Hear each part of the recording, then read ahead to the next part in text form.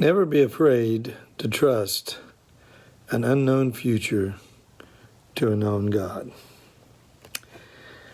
This is one of my favorite things that someone's given me recently, and the bishop, in her recent message to us, actually quoted that and attributed it to Corrie ten Boom, who is a survivor of the concentration camps in Germany in World War II.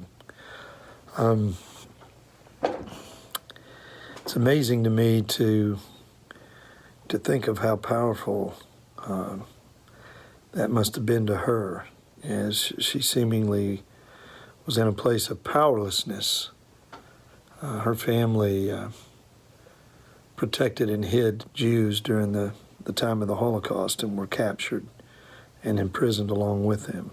And all of her family died except for her. Great story. And it reminds me that trusting in God is never easy. Anyone that acts as if faith is simple or easy doesn't really understand true faith. True faith is struggling and yet choosing to step into the breach. It is a gift from God that allows us, in spite of the uncertainty, to follow Him, to trust Him. People that speak of faith as if it's the equivalent of mathematics, maybe they've never been put to the test. But true faith is, in a time of great uncertainty, being able to overcome your own anxiety about the future and step into it. And sometimes we don't really understand where God is leading us.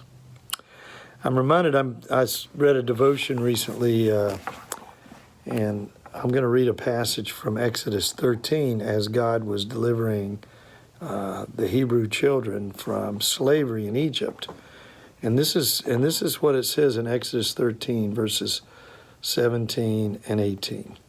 When Pharaoh let the people go, God did not lead them by the way of the land of the Philistines, although that was nearer.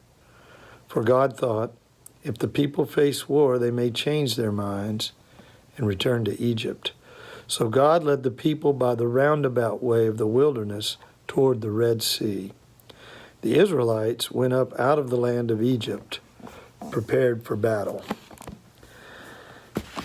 So ironically, as God was bringing the Israelites out of Egypt, they came prepared for battle. They were thinking the Lord is freeing us, and they were ready to fight the Philistines.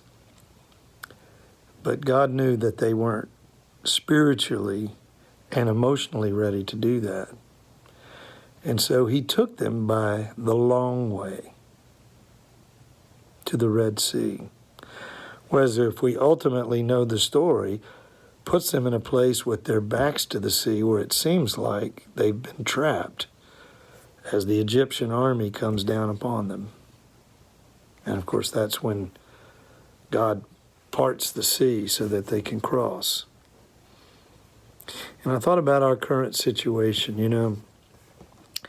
We may be preparing for the wrong battle. We may think we know what we should be doing in this time, but we need to first trust God and focus on Him.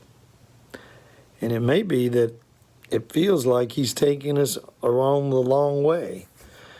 And as we go that way, we may find ourselves with our backs to the sea. We don't know.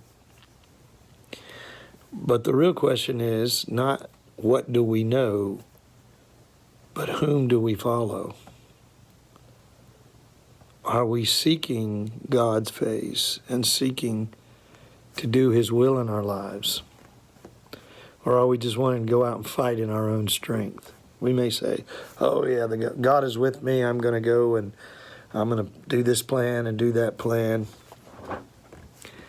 And in this time of seclusion and sheltering in place, we may be discovering that our plans aren't God's plans. And that even though we may be girding up for a battle that we are itching to fight, God knows that that's not what's best for us in the long run. So help us if the Lord is taking us around the long way to a place where we're not comfortable, that our trust remains strong, and that we know that the Lord himself will make the way.